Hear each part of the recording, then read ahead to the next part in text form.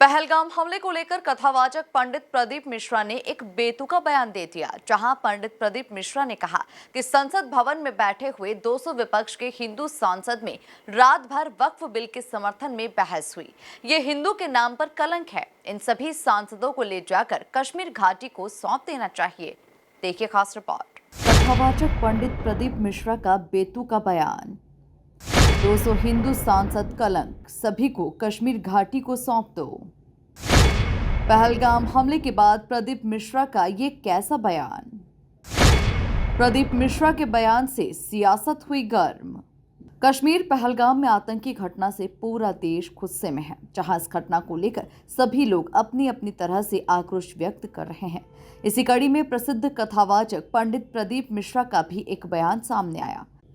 उन्होंने कहा, आतंकियों के द्वारा पूछा जा रहा है कि हिंदू है तो उसे गोली मारी जा रही है। बंगाल में हिंदू को घर से निकालकर गोली मारी जा रही है। संसद भवन में बैठे हुए 200 विपक्ष के हिंदू सांसद रात भर वक्फ बिल के समर्थन में बहस करते रहे। ये हिंदू के नाम पर कलंक है। इन सभी सांसदों को ले जाकर कश्मीर घाटी को सौंप देना चाहिए।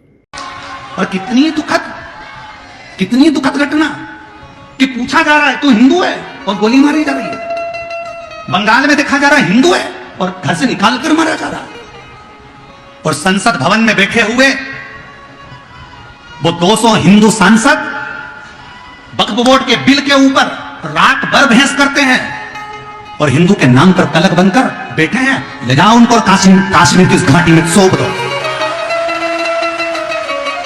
काश्मीर की घाटी में ले जाकर सौंप दो कि जो सनातन धर्म को छोड़कर हिंदू होकर हिंदू के लिए अपशब्द करते।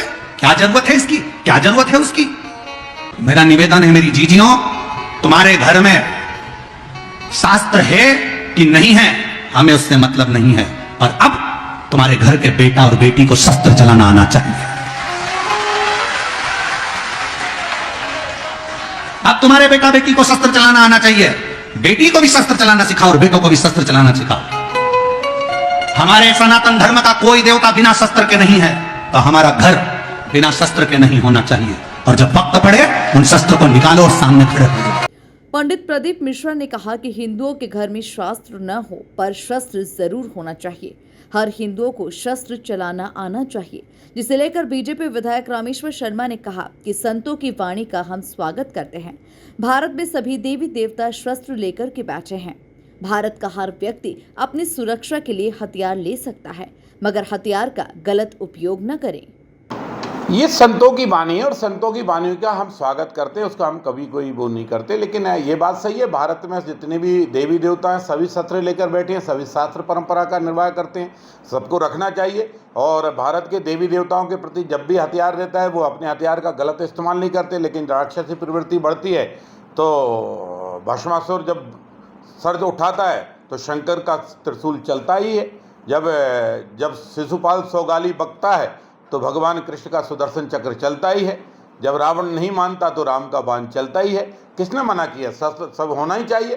शस्त्र हर आदमी, भारत के नागरिक को बाबा साहब अम्बेडकर के संविधान में व्यवस्था है, हर नागरिक अपनी सुरक्षा के लिए हथियार ले सकता है। वह शर्त है उस हथियार का मिसयूज ना करे और नागरिकों को सेफ्टी के लिए लेना चाहिए। हमें कोई आपत्ति नहीं है और संतों की वाणी को हम कभी विरोध करते भी नहीं। अब वो ठीक है, उनकी अपनी रोजी रोटी है, वो अपने पेट भरने के लिए जो कर रहा है उस पर हमें कोई आपत्ति नहीं है। सरकार ने पूर्ण बहुमत के साथ, सरकार ने दोनों सदनों के साथ, महामहिम राष्ट्रपति की अनुमति के साथ वक्फ बोर्ड बिल पास हो गया है। अब वक्फ बोर्ड के लिए जितनों ने घड़ियाली आंसू बहाने थे वो बहा चुके।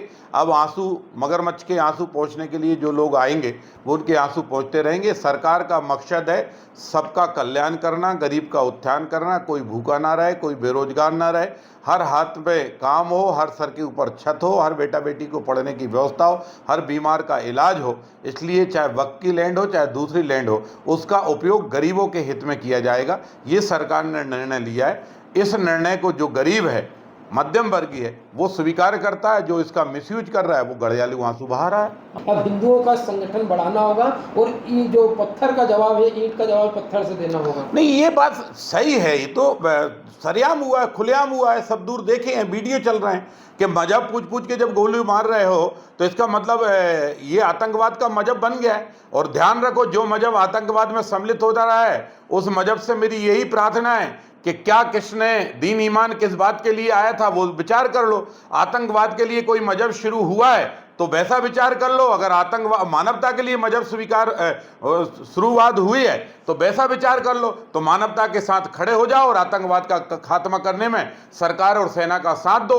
आतंकवादी किसी भी मजहब का और किसी भी कूक से पैदा हो, मैं तो उन माँ बाप से भी अपील करना चाहूंगा कि जिनके घर में भूलवश भी कोई गलत औलाद पैदा हो गई है, तो जिस तरह अहिल्याबाई ने गलत बेटे को हाथी के पैर के नीचे दबा दिया था, जिस तरह अनेक महापुरुषों की कहानी आती है जो कोई ने गड़बड़ की है तो उन्हें अपने बेटे को सूली पर चढ़ाया है, इस तरह के अपराधी औलाद अगर किसी के घर में पैदा हो गई है जो हिंदुस्तान के खिलाफ बोल रही है, जो भारत के खिलाफ बोल रही है, जो आतंकवाद में हथियार लेकर चली है, ऐसे हत्यारे बेटा बेटियों को बाहर निकालो, सेना के हवाले करो और उनको मौत के घाट उतारो, क्योंकि भारत के नागरिक की सुरक्षा हर व्यक्ति की आवश्यकता है।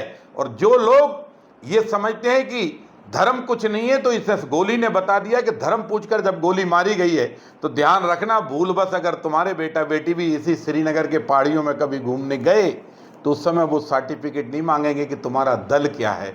वो जब धर्म पूछ रहे हैं तो दल नहीं पूछेंगे, और तुम अगर जिस दल के वली हो पर धर्म तुम्हारा नहीं बदला है और धर्म तुम्हारा हिंदू ही है, तो ध्यान रखना कि उसका अंजाम क्या है जो कश्मीर में हुआ है। कांग्रेस के पूर्व विधायक शैलेंद्र पटेल ने कहा कि विजयादशमी पर हमारे यहाँ शस्त्रों की पूजन की परंपरा है। संसद में जो बात हो रही है वो राजनीतिक विषय है। राजनीति और धर्माचार्य दोनों अलग अलग विषय है। कि दो बातें हैं, शास्त्र भी होना चाहिए, शस्त्र भी होना चाहिए, वो अपनी जगह ठीक है। हम विजयदशमी पे अपने सनातन धर्म में शस्त्रों की पूजा करते हैं, एक हमारी परंपरा है, उसमें कोई दिक्कत नहीं। लेकिन विषय यह है कि अगर कोई जो संसद है वो धर्म के आधार पर नहीं, वहाँ कानून बनाया जाता है। और जब देश की बात आती है तो सारे बासिंदे देश के हैं, जो भारतवर्ष में जो नागरिक रह रहे हैं वो देश के नागरिक हैं। और जब देश की नागरिक की जब बात आएगी तो हम सबको ऊपर हम भारत माता कहते हैं, एक तरफ हमारी माता है, और जो माता के पुत्र हैं उनकी अगर बात करना मुझे नहीं लगता कि धर्म के खिलाफ है, क्योंकि वो तो इस देश के बासिंदे हैं, इस देश के नागरिक हैं। और उनके लिए अगर बात कोई भी करेगा तो वो वाजिब है, वो ठीक है, और उनके लिए तर्क रखना अपनी जगह है। और धर्माचार्य अपनी तरीके से क्या व्याख्यान करते हैं उनका विषय है, और राजनीति अपना विषय है। कुल मिलाकर पहलगाम हमले के बाद गुस्से में पंडित प्रदीप मिश्रा ने हिंदू सांसदों पर दिए बयान से सियासत गर्मा दी है। Bureau report, MP news, Bhopal.